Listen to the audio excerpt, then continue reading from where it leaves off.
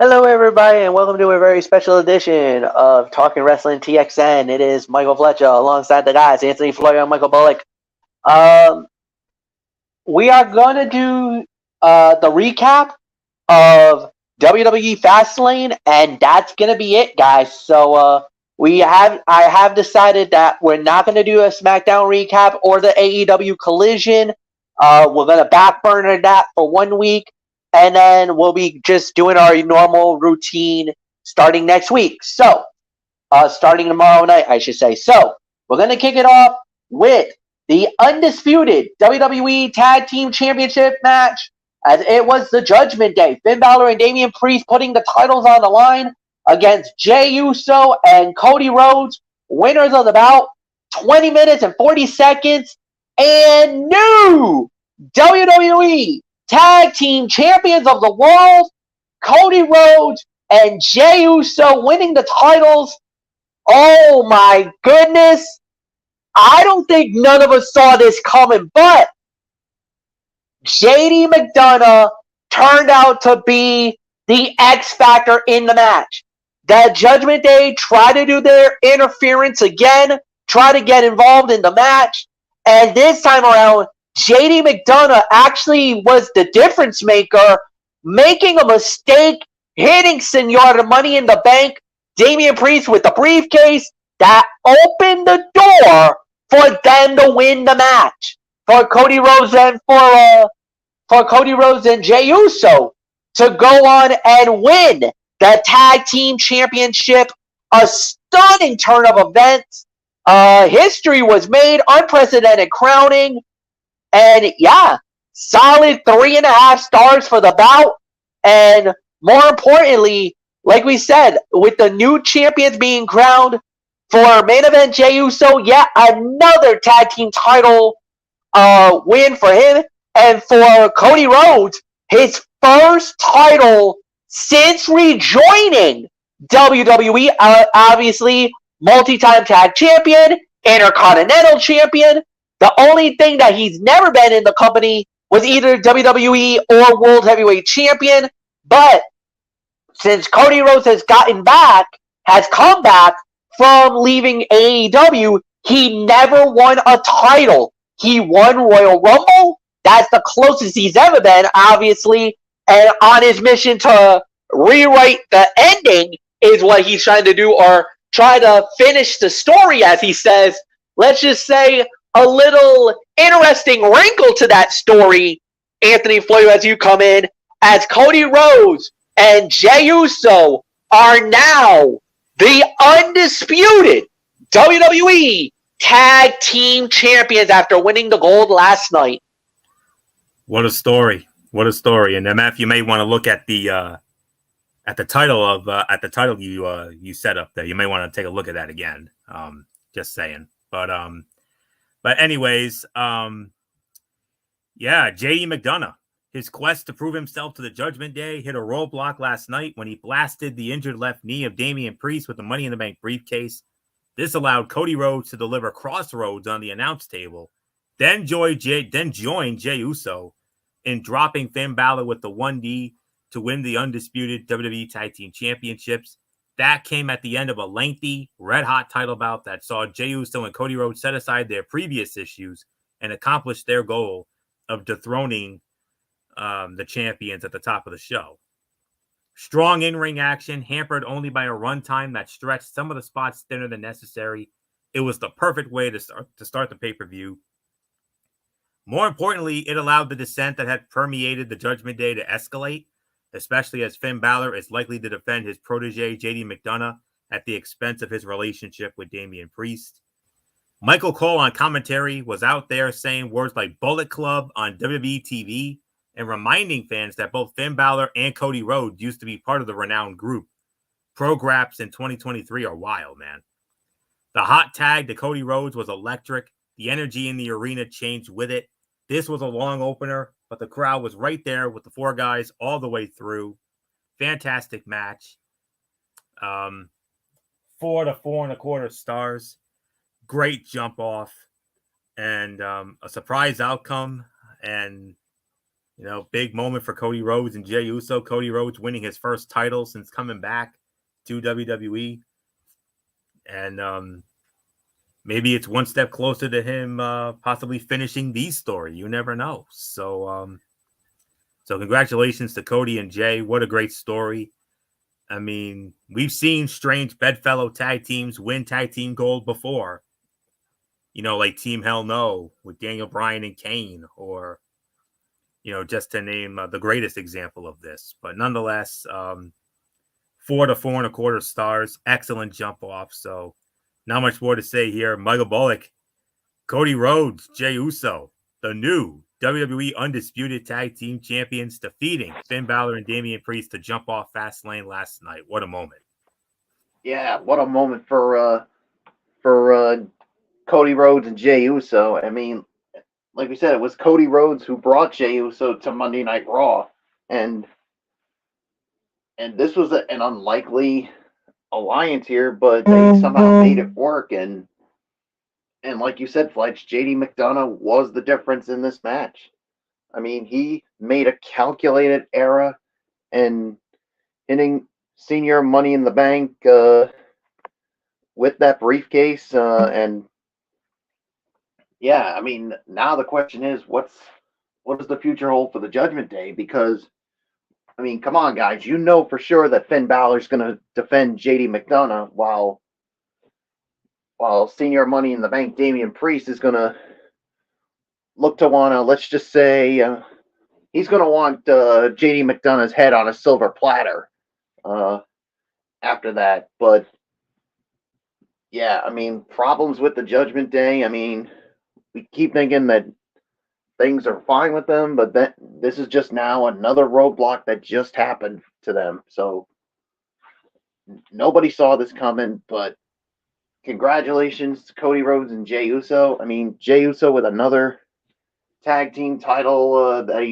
he just won, and Cody Rhodes with his first title since coming back to WWE.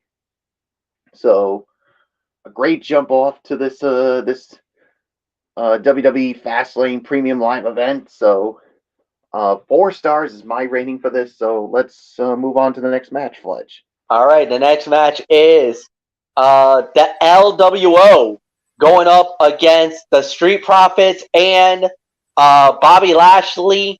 And during the match, basically, as you guys know, or if you guys were following SmackDown last night, they were asking, Rey Mysterio made a phone call about a partner, getting somebody to help out in the fight. He went out hoping that said person was going to answer the call. Lo and behold, did we find out who he called? My goodness. For the first time since his grand return in Puerto Rico, it was Carlito. So it was Santos Escobar, Rey Mysterio, and Carlito versus the Street Profits and Bobby Lashley. And it was LWO winning it all, winning the match in 10 minutes even. Anthony Florio, the backstabber, proves to be the difference, and the LWO gets a much needed win. The execution of the surprise was well done. Rather than having him join Rey Mysterio and Santos Escobar, there was a sense of intrigue and mystery as to what was going to happen if the babyfaces were going to have anyone backing them up. The mid-match arrival, the surprise of the crowd, and the energy it brought to the bout were done well and made Carlito look like an even bigger deal. It'll be interesting to see what effect Carlito has on LWO moving forward, and if it fractures the relationship between Rey Mysterio and Santos Escobar. But one thing is for certain, guys, Carlito is in the best shape of his career and has a rare second chance to write his legacy in WWE. Michael Cole called Raymond. No, I'm not gonna get into that. Zelina Vega wiped out a cocky Montez Ford with a meteor at ringside. Good, give her something to do to keep her active. She proved earlier this year she is a valuable asset to the women's division and capable of making an impact when she is needed. So And you noticed WWE changed Carlito's theme music. Not the same that we remember from the old days, but it's a much different theme. But nonetheless, this is about 3 to 3.25 stars for the effort. And great to see Carlito back. I heard a dirt sheet about this. There was a dirt sheet going around saying that, that angle was done to bring Carlito back, and it was proven right. So, and he looks great. I think he looks even better than he did the first time. And that's saying a lot. So there isn't much more for me to add on to this. So it's going to be 3 to 3.25. Michael Bullock, I mean, what else is there to say? I mean, Carlito, he's now back. It looks like he's now the newest member of the LWO. And he looks even better than he did in his first go around. He is in much better shape, but bigger than that, what does this mean for Bobby Lashley and the Street Profits? You thought Lashley was pissed before. He's going to be even more so. Ooh. Yeah. But and here's another thing, Florio, that I think you should, because remember at Backlash, I mean, I think he already is a part of the LWO, because remember when he came back at Backlash, he was wearing an LWO shirt. So, well, even though right now it looks like he is officially a part of it. So, but man, good to see him back, and he does look in really good shape. I mean, not bad for someone like him. And yeah, big win for the LWO. They really needed this one, because a loss to the Street Profits and Bobby Lashley would have really hurt them. So, and you just said, Flora, I mean, if you thought Bobby Lashley was pissed off already with the Street Profits after what happened a couple of weeks ago, imagine what's going to happen now. He's going to be even more pissed off than he already is. So, yeah, 3 stars. I mean, a really good match here. So Fletch, as I give it to you, the LWO winning this match. Now that's cool. Yeah, it is. Nice play on words there, Bullock. Nice play on words. Yeah, no, honestly, it was a nice little surprise. Nice to see him come back. It's gonna be very interesting to see how that plays out. And then, like you said, for the Street Profits and for Bobby Lashley, that's gonna make things a lot more interesting, more than ever before now. The drama's gonna be ratchet up in 1,000 for what they did. I'm happy. I'm proud of the LWO. Yes, it was a 3.5-star bout. I really got nothing more to say on that part. So we're just gonna move right on along and say the next thing that we did have was for the WWE Women's Championship. It was a triple threat. Io Sky, Asuka, and Charlotte Flair. Winner of the bout, 17 minutes and 20 seconds. And still, the WWE Women's Champion, Io Sky, she said she wanted to do this on her own. However, Bayley got involved in the match, but it helped because she was able to rewrite the wrong and got Io past the finish line to win the title. But Michael Bullock, as I give it to you, Io is very adamant. She wanted this on her own. She wanted to win this on her own. Bayley obviously went against her orders, went out there, but I guess you could say in the case of Io Sky, probably it's a good thing she did because she just successfully defended the title. Yeah, because the thing is, Fletch, I mean, if the exact opposite happened, Io Sky would have unleashed hell on Bayley, but Bayley took a huge risk here by going against what Io Sky said during the pre-show when she basically told Bayley, "I'm going to do this on my own," and she wanted to do it just so that way Asuka and Charlotte have no excuses for when she retains the title.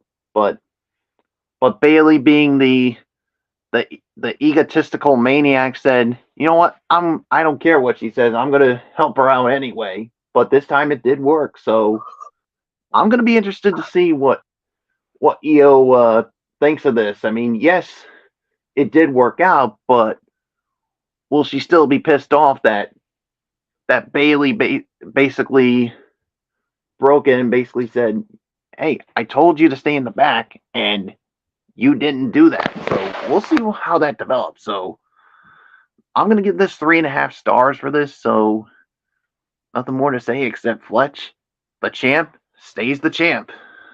Well, there was one very interesting thing we need to talk about, and that was, normally we don't talk about this, but it was very telling because last night, after the Fastlane event was over, of course they do this.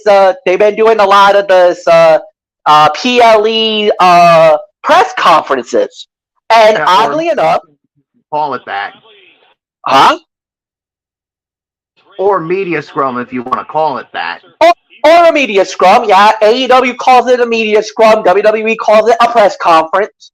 But they did have damage control there, and one person did flat out ask Bayley about her getting involved, and you heard what she said.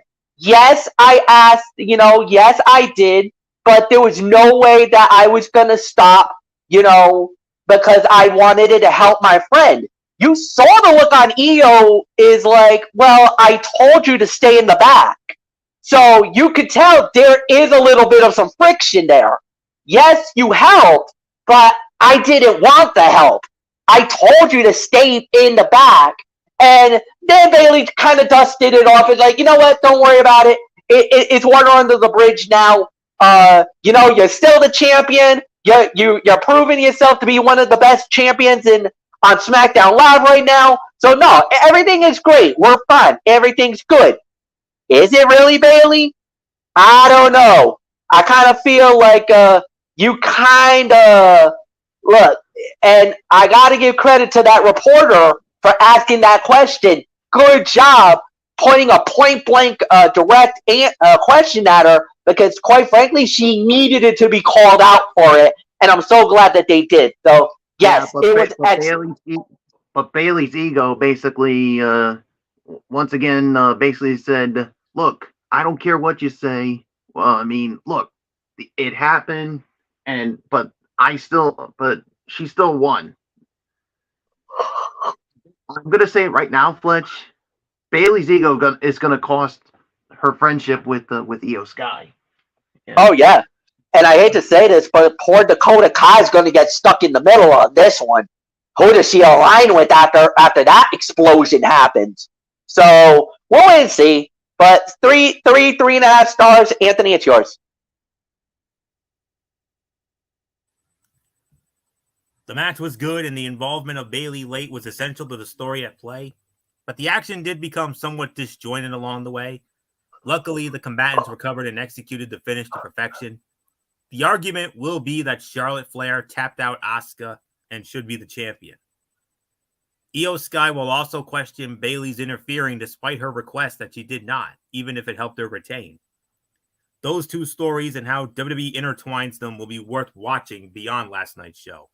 Asuka, well, she tapped out, so expect her to fall out of title contention, especially as she prepares to battle Roxanne Perez this Tuesday night on the biggest NXT show of all time.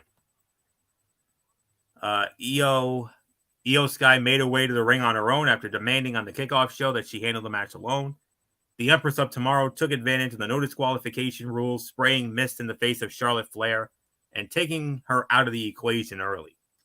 So really the big selling points here. So I'm going to give it 3.5 to 3 3/4 of a star. So there isn't much more to say here except MF. Let's move on to the first half of our big double main event.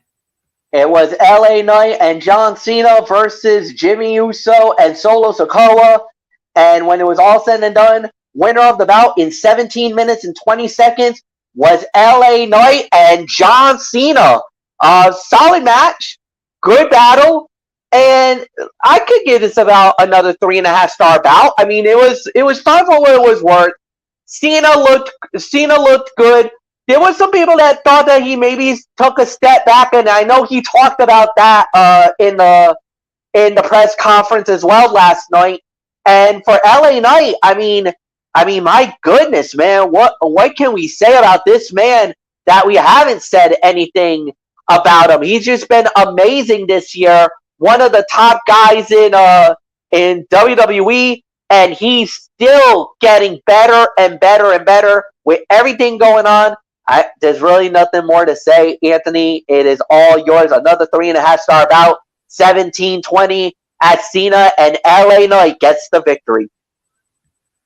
Another 3.5 to 3.75 of a star. You could not have laid out a match to better highlight LA Knight than what we got in last night's co-main event, in which he teamed with John Cena to defeat Solo Sikoa and Jimmy Uso. Cena took the majority of the heat, selling for the heels before the red-hot tag to LA Knight, which popped the crowd and led to a fantastic home stretch. Despite the veteran getting a bunch of his stuff in late, it was Knight who delivered BFT to secure the win. In his biggest test to date, the megastar passed with flying colors. His performance lived up to the moment. He was as fired up as the fans, and the result was one of those defining showings that his supporters will be able to point to as evidence he can handle the pressure-packed situations that come with being the top babyface in WWE. Up next, based solely on what we saw leading into last night, his win over Jimmy, and his backstage confrontations with Paul Heyman, the answer almost has to be a one-on-one showdown with Roman Reigns for the undisputed WWE Universal Championship. Whether that takes place at Crown Jewel in Saudi Arabia or even at Survivor Series next month is the question.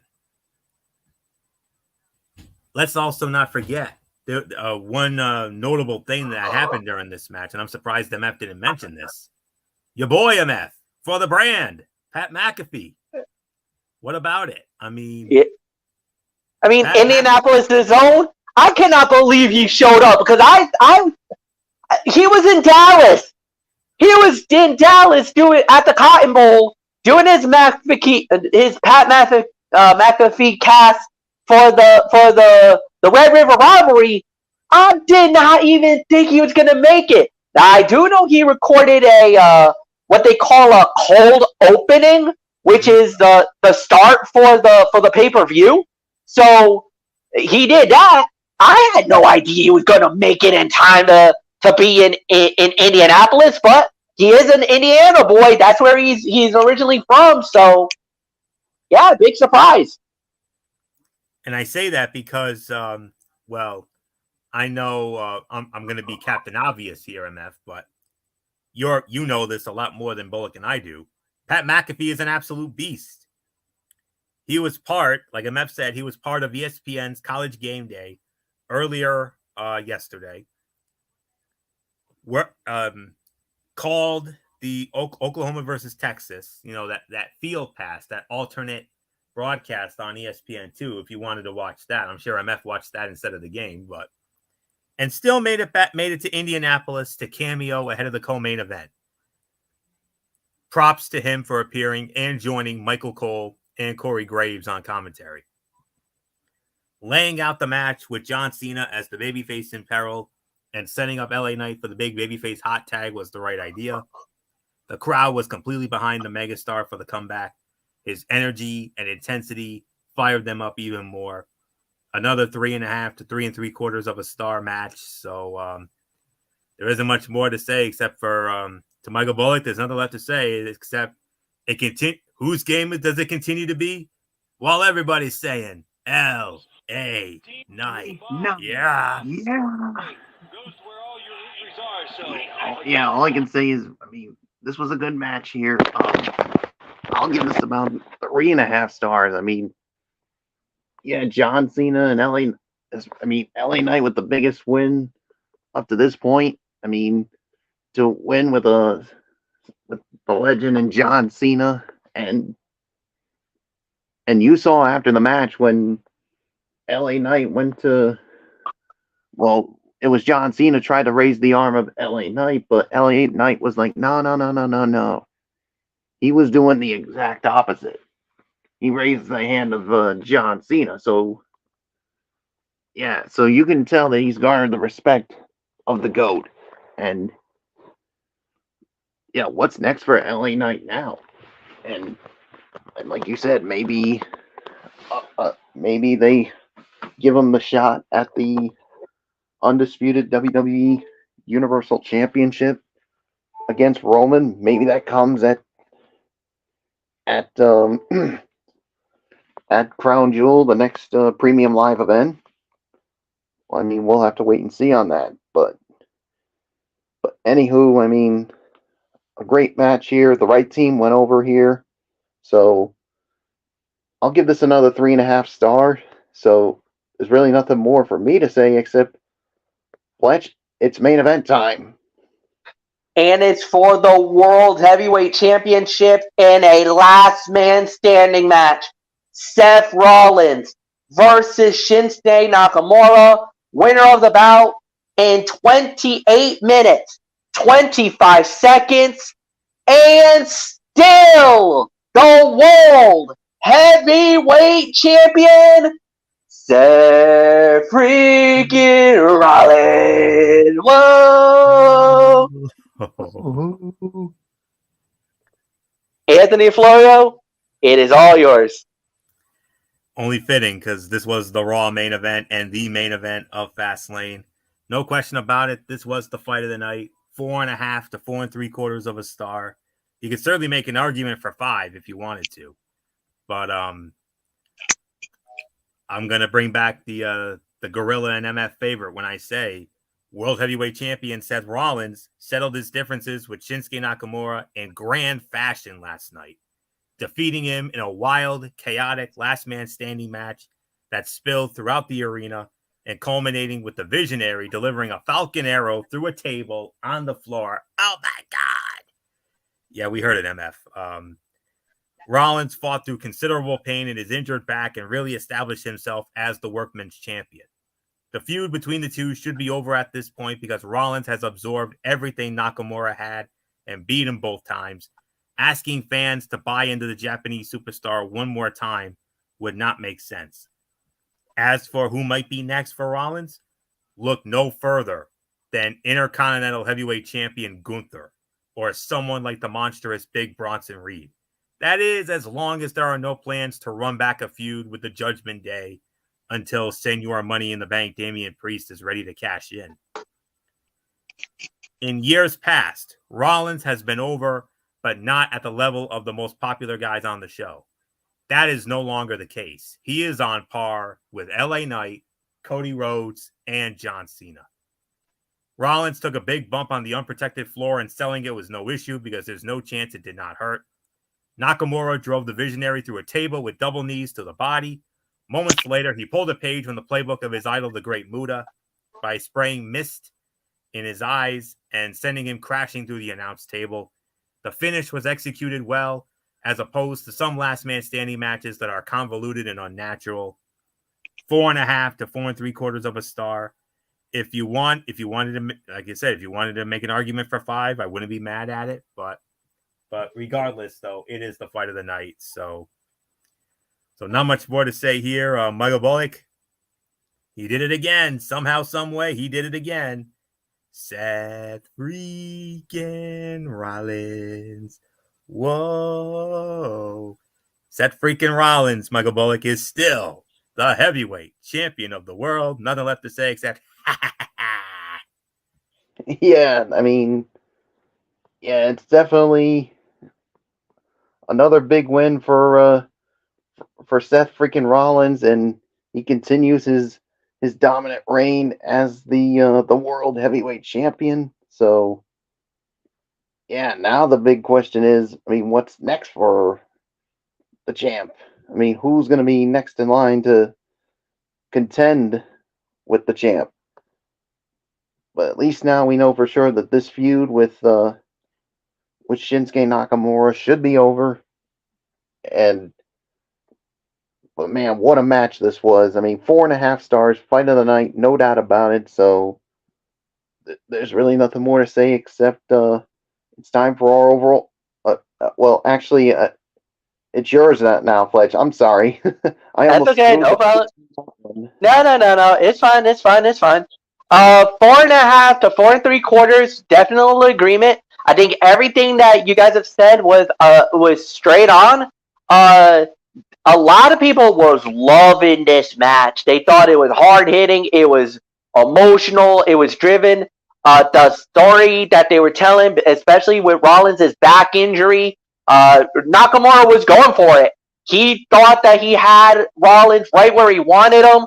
Unfortunately, Rollins, so resourceful, so amazing, digging down deep into basically the belly of the beast and figuring out ways to get the job done, successfully defending the title. He's still the workhorse, but the thing is that if you're Rollins now, you kind of have a feeling like it's not a matter of if, it's basically when, who's going to be the one to knock you off. And challengers are running amok now. There are more challengers than ever. So it's only a matter of time before Rollins loses this belt. He cannot keep up with the pace that he's going as World Heavyweight Champion. It's going to come to a point where he might, at some point, either the body's going to give out or somebody's going to catch him on an off night, and that could be that. So nothing more to say. Time for the overall review, which is led off by by Michael Bullock. Bullock, give us your final thoughts on Fastlane. Yeah, I thought it was a really good premium live event here. I mean, when it comes to this overall, I'm gonna give this about maybe an 8 out of 10. I mean, this was good. There were no bad matches at all. I mean, yeah, there were some things I thought that could have been better, that could have made this even more good, but all in all, not going to really complain that much about it. So, 8 out of 10 for me. It's yours, Fletch. I have to say, going into this, I was hearing a lot of word coming out of this that this might have been the best Fastlane pay-per-view event of all time. And, there hasn't been that many Fastlane events, but they're talking about maybe this being the best one yet. So, 8.5, total agreement with what Michael Bullock said. And Anthony, you have final say here tonight. For a show that did not have an abundance of buzz surrounding it, Fastlane exceeded expectations. It delivered another quality night of professional wrestling that may have peaked with LA Knight's momentous victory, but also featured great stuff from Seth Rollins, the SmackDown Women's Division, the returning Carlito, and the undisputed Tag Team Championship match. The smaller card allowed for more time for each bout, and despite the lengthier bouts, the crowd remained red hot throughout, proving their investment in the competitors and stories involved. 8 to 8.5, there's no question about it. So with that, MF, let's put a bow on it. We are done for the night, and that is it, guys. So tomorrow night is Ridiculously Raw, hosted by Anthony Florio, and that's going to be at 11 p.m. as Monday Night Raw goes off the air. Tuesday night, we got a very special edition of the Wednesday Night Madness, as it will now be Tuesday Night Madness, just for this week and this week only, due to baseball playoffs.